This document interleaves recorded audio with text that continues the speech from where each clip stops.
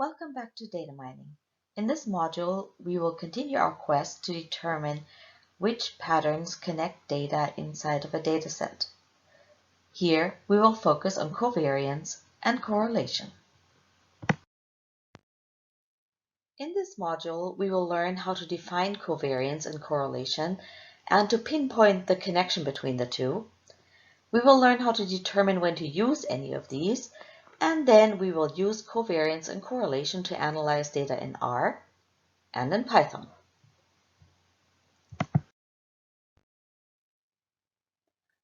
Both covariance and correlation are part of the measures of association. The measures of association answer the question, how is data related? There are different ways to analyze the relationships between data. We have here the measurements of independence. We're seeing covariance and correlation in that group, and another strategy, chi-square.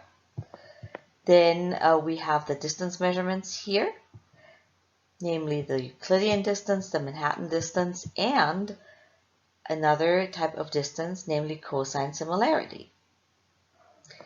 Lastly, a third strategy of determining the relationship among data are measurements of comparison, namely regression, single and multiple regression, and ANOVA, the analysis of variance. Now here we are talking about bivariate or multivariate statistics. Measurements of association are typically a means of summarizing the size of the association between two variables. They are scaled so that their maximum value typically is 1 when the two variables have a perfect relationship. That relationship is typically positive, and a value of 0 when there is no relationship between the two variables.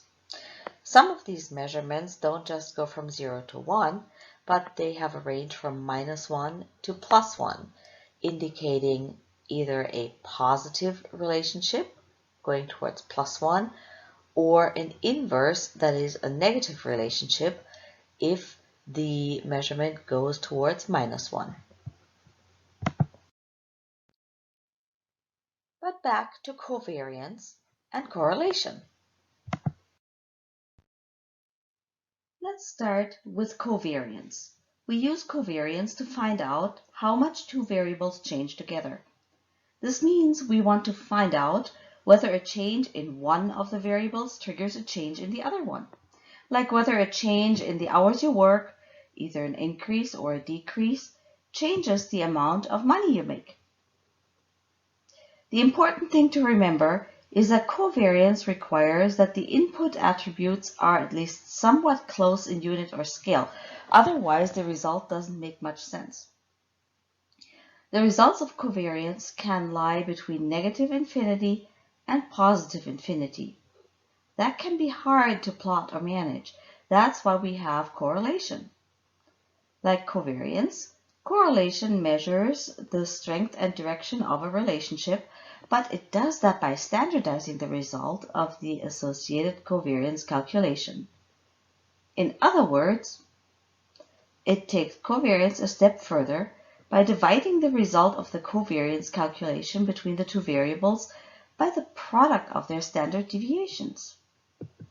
And because standard deviation is the measure of how steep or flat the data distribution curve of a variable is, and because the area under the curve is always 1, the values we get from a correlation always lie between -1 and +1.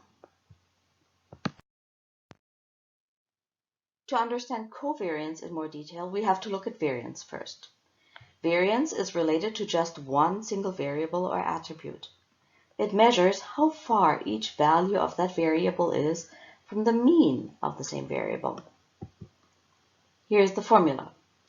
No worries, we'll walk through it. First, we find the mean, our x bar. Then, we subtract that from all the values in our variable. That gives us the distance from each point to the mean. Then we square all those distances to make them positive and add them together. That gives us the sum of squares, which is nothing else than all the distances of all the values from the mean of the same variable. So it's usually a pretty big number. But because we are really looking for one single measure of variability here, we divide that sum of squares by the count or the frequency of the data points, and out comes the variance. Now, if you look closely, do you recognize that sigma? Right. That's the square of our standard deviation. And just like a large standard deviation shows a flat spread out curve and a small standard deviation shows a thin narrow spread of the data, that's also how the variance behaves. Here's an example based on the first 5 values in our income USD attribute from our adult data set. To find the variance, first we have to find the mean, that is the average. So we sum up all these values and we divide them by, we have 5 records here. That gives us this number. That is our mean. Then we calculate each one of these incomes difference from this mean. And then we square that difference. Then we sum all these squared differences. That gives us the sum of squares. Then we divide this sum of squares by the number of records. We've already decided that n is 5. And, oh, wait, we have to talk about something. Because we really are looking at a sample of our income USD data, namely the first 5 values. We are not looking at the population of all the values, namely the 32,000 and then some values. So we cannot divide by n. We have to divide by n minus 1. And that is the formula for when we are working with a sample and not the population. So we divide our sum of squares here by n minus 1, and we get our variance right here. Now, if we wanted to go a step further and figure out the standard deviation, all we would have to do is calculate the square root of the variance. That gives us this number. Awesome!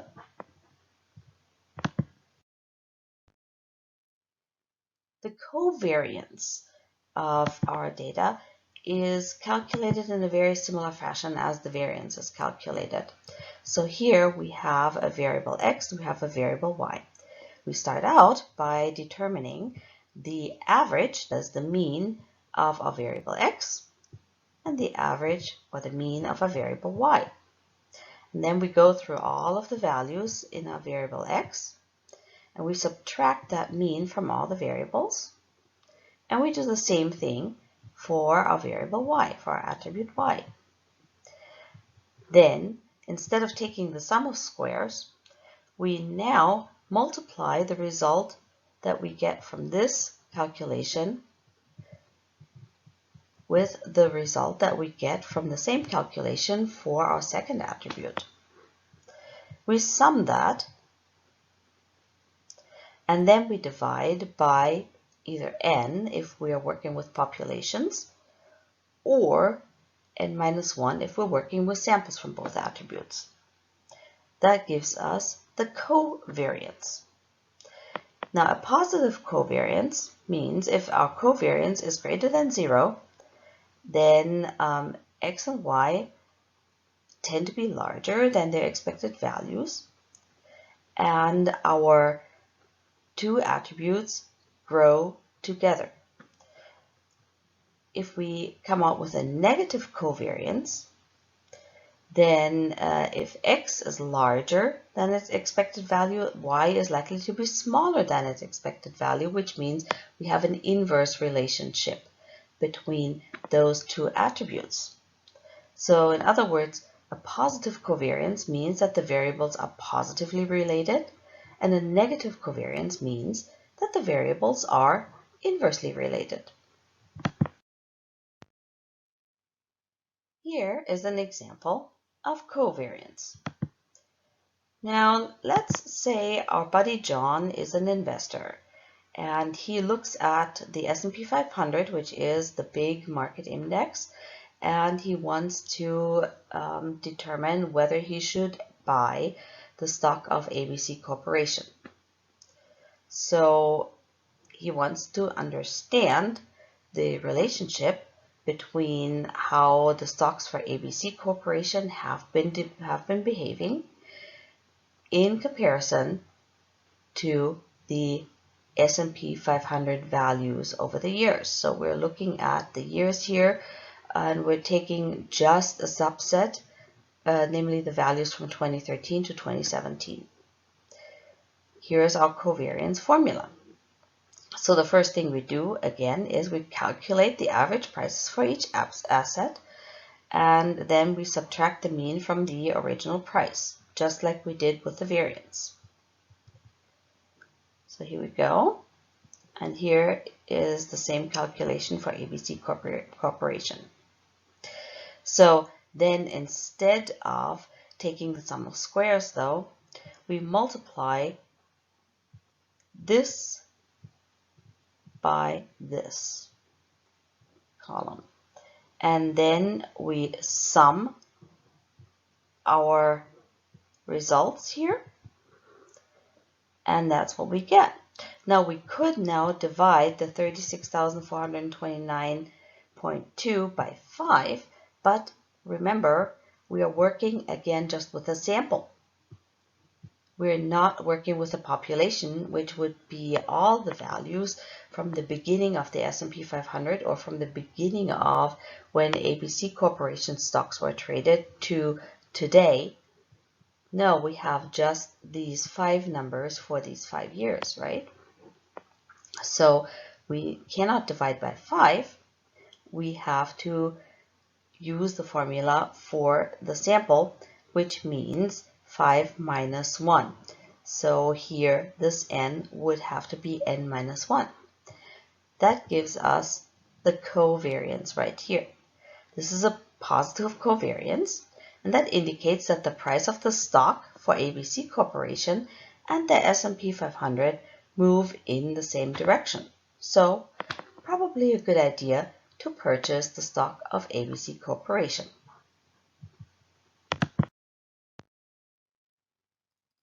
While covariance is a great way of determining how two variables behave in comparison with each other, it has a couple of problems, and we've seen that the numbers get quite large and we have to compare variables that have comparable units. Otherwise, our covariance is really not very meaningful. So in comes correlation. And here we're looking specifically at a Pearson's correlation, and the only difference that exists between a correlation formula and a covariance is really in the normalization that we're seeing here. The normalization, and here we're looking at the formula for the sample because we're seeing n minus 1.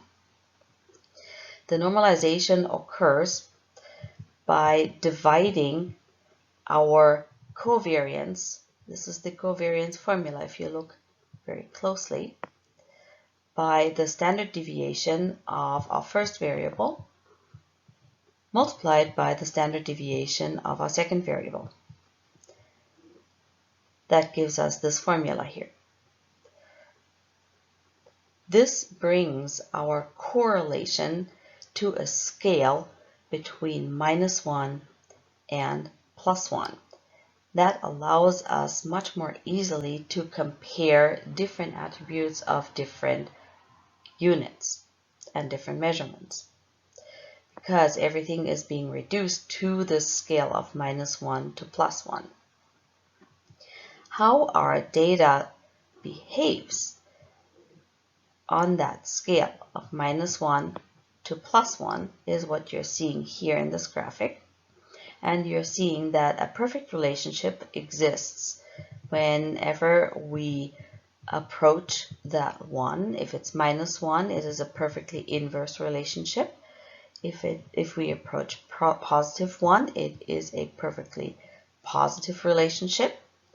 And the closer we get to 0, the less of a relationship among the data do we detect. In fact, 0 means there is no relationship among the data, and the data are all independent from each other.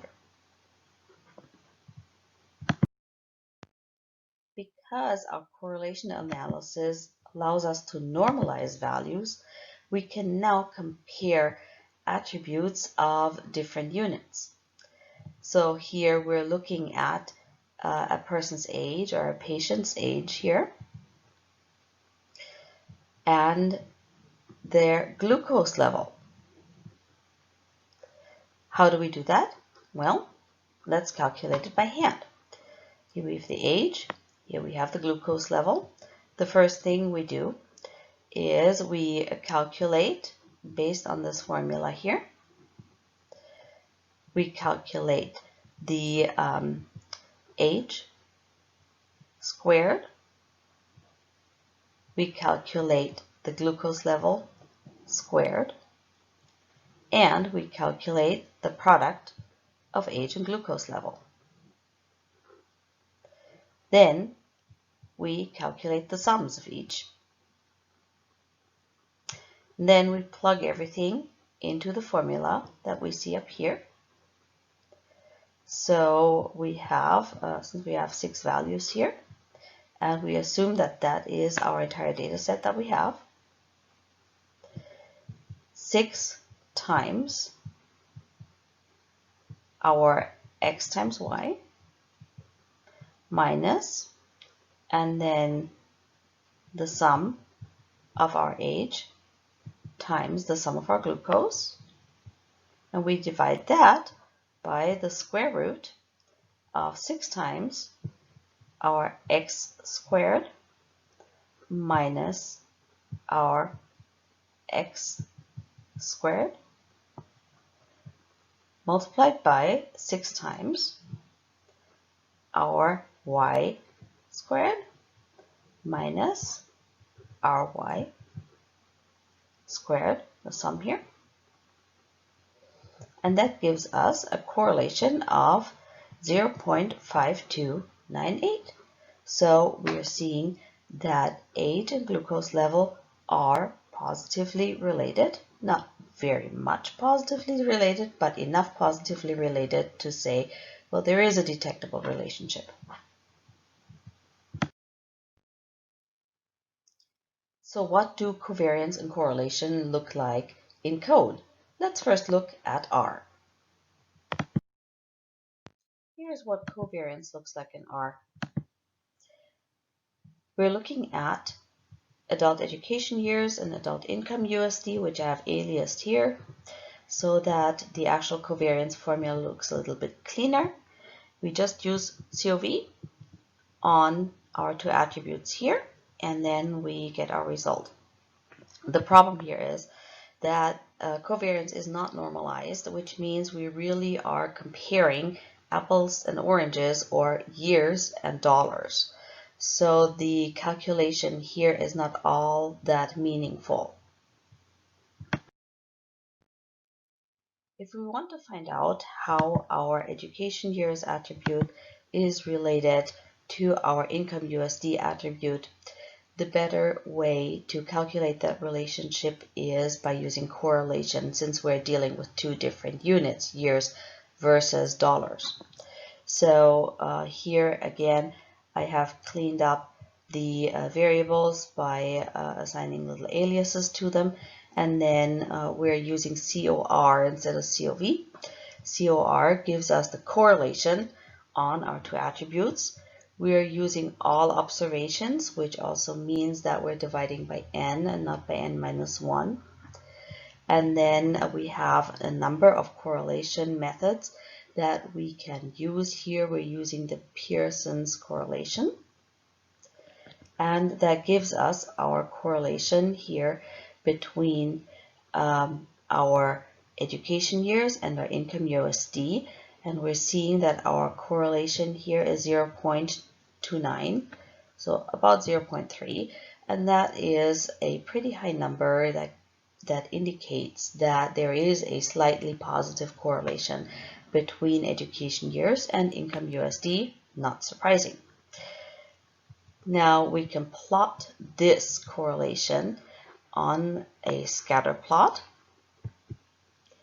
and we see here as well that our correlation, especially as we get to an education past year 10, becomes stronger and stronger. So here is our 0.29 in a graphic. And now let's see what correlation and covariance look like in Python. Here we're looking at the covariance calculations for our education years and our income USD attribute in our adult dataset. And for each of these 4 different calculations, we're using our covariance function from the NumPy library. So the first calculation assumes that the data we're looking at is not the complete data, but it is a subset, a sample of all the data that exists. So this sets our degrees of freedom to 1, which means we're dividing not by n, but by n minus 1, if you remember the formula. So we're calculating our NumPy covariance on our attributes here, and this is our output. If we assume that the data that we're looking at, in contrast to our first calculation, is really all the data that exists, we are not working with sample data. We are now working with population data, which means that we set our degrees of freedom here to 0. That also means we're dividing by n and not by n minus 1. And that gives us this output here.